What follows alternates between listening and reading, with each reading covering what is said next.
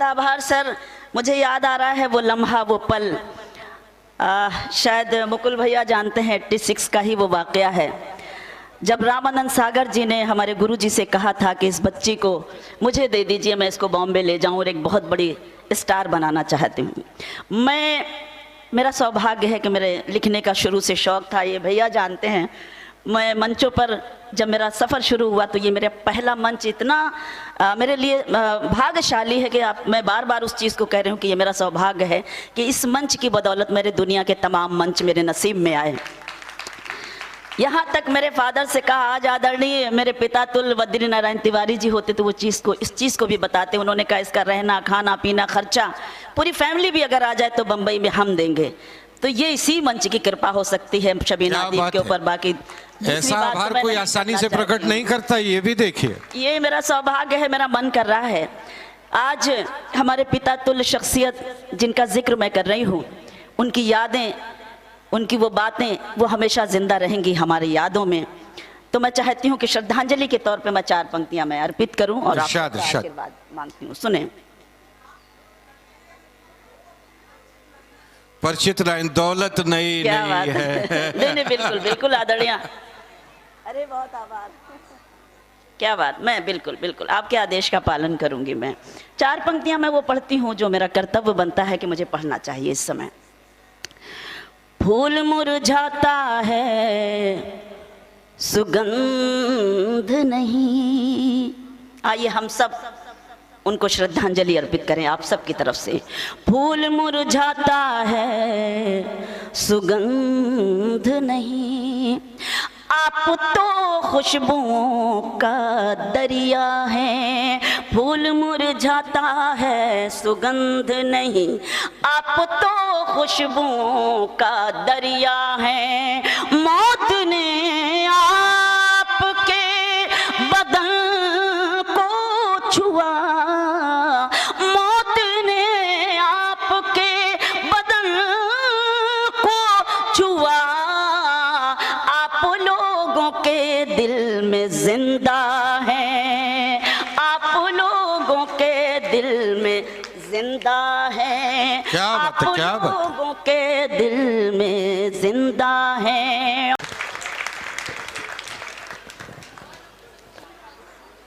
माँ सरस्वती को प्रणाम करती हूँ। पावन पुनीत इस मंच को कोटिशः प्रणाम।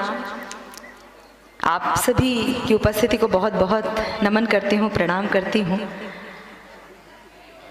सन 2005 में पहली बार मुझे इस मंच का आशीर्वाद मिला था और आदरणीय बाबा जी का बहुत मुझे आशीर्वाद प्राप्त हुआ। और उस मंच पर मुझे श्रद्धेय याद है स्वर्गीय बलई काका जी का सम्मान हुआ था, स्वर्गीय राजू श्रीवास्तव जी के पिताजी का सम्मान हुआ था और उनका भी बहुत आशीर्वाद मिला। ये आप सबके आशीर्वाद के फलस्वरूप आज पुनः मुझे प्रस्तुति का सौभाग्य मिल रहा है कि मैं पुनः उस मंच पर उस आशीर्वाद को द्विगुणित कर सकूं, ये सौभाग्य मेरे हिस्से आया है। कानपुर मेरे लिए बहुत आत्मीय शहर है, मेरा बहुत परिवार जैसा संबंध रहता है कानपुर से। कानपुर मुझे बहुत प्रेम और स्नेह आशीर्वाद कानपुर से मिलता रहा है। पहली 4 पंक्तियां प्रेषित करूं। मानस संगम एक ऐसा मंच जिसमें मानस की बातें, जिसमें राघवेंद्र सरकार की बातें निर्विवाद रूप से कही जाती हैं और राम के मंच से, धर्म के मंच से इस बात की घोषणा भी होती है कि हम देश को सर्वोपरि रखते हैं और वंदे मातरम भी निर्विवाद रूप से गाया जाता है और निर्विवाद रूप से स्वीकार किया जाता है। ये यहाँ की विशेषता है।